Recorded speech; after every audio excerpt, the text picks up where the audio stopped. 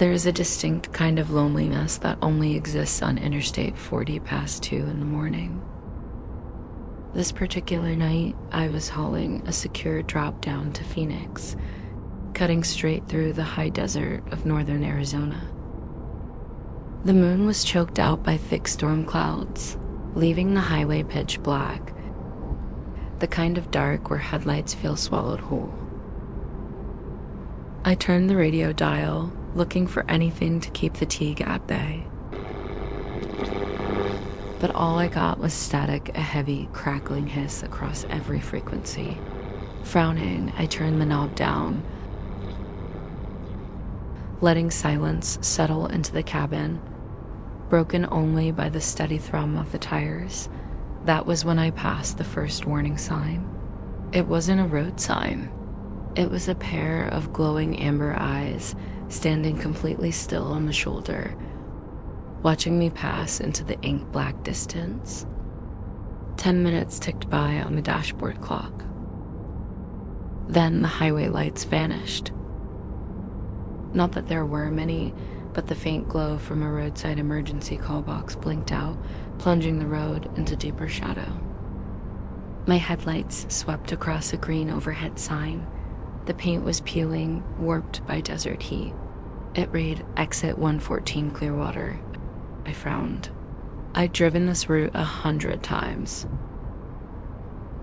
There was no exit 114. It was a ghost town from old maps. Before I could process the sign, my dashboard flickered. The digital speedometer stuttered. 75, 60, 45. My foot was pressed firmly on the gas, but the engine felt sluggish, as if driving through wet cement. The steering wheel grew ice cold beneath my palms, stinging my skin. A sharp metallic smell flooded the car vents, the scent of rusted iron and stagnant rain. The engine roared back to life with an aggressive cough, and the car surged forward up to speed.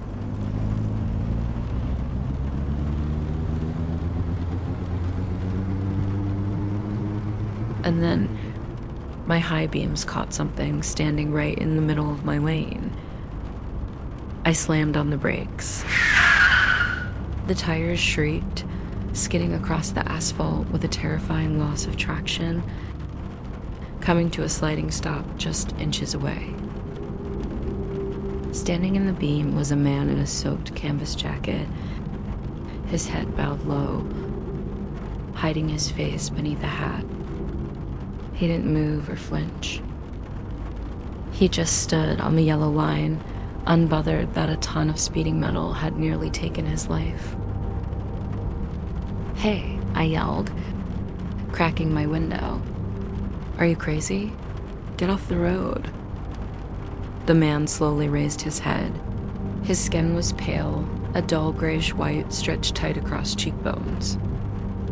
His eyes were completely milky, entirely white from edge to edge, fixed somewhere right through me. He didn't speak. Instead, his mouth twitched into a wide, rigid smile that didn't reach his sightless eyes. Slowly, he raised one long, trembling arm, pointing straight ahead down the dark highway. And then I heard it. It started as a low, scraping resonance. Scratch, scrape, drag. It echoed from the pavement behind my bumper. It sounded like heavy claws dragging across the gravel, moving with a manic urgency. I threw the car into reverse, slamming the gas, and tore backward off the road to pull a reckless U-turn. When I swung my headlights back around, the man in the canvas jacket was gone, leaving behind only the empty, rain-slicked ribbon of asphalt. You missed the turn, Clara. My blood ran instantly cold. I froze, my eyes snapping back to the rearview mirror. In the dim glow of the dashboard lights, the reflection of my back seat wasn't empty. Crouched in the shadows, half folded into an unnatural posture, was a tall, gangly figure with white, milk-colored skin. Its jaw was unhinged, split open in an ear-to-ear grin with jagged teeth. Its long fingers rested lightly on the back of my headdress, mere inches away. Panic tore through my chest. I ripped the steering wheel hard toward the gravel shoulder. The car careened off the asphalt, bouncing violently over rocks before slamming to a halt against a thick stand of mesquite trees. The impact threw me forward, breath rushing from my lungs. For 3 agonizing seconds, the car was dead silent. With trembling hands, I looked over my shoulder.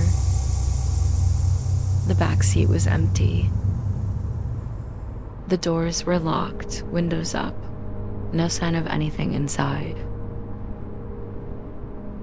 I scrambled for the door handle, throwing it open and tumbling out onto the rough desert sand.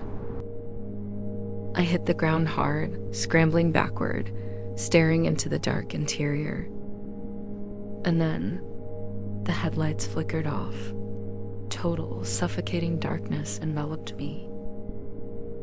From the darkness right beside my ear, carried on a sudden gust of freezing wind, came a low, rasping whisper. We're back where we started, Clara. I whipped my head around to look down the road. Stretching out right in front of me, illuminated by the faint moon, was a rusted green sign hanging over the asphalt. Exit 114, Clearwater.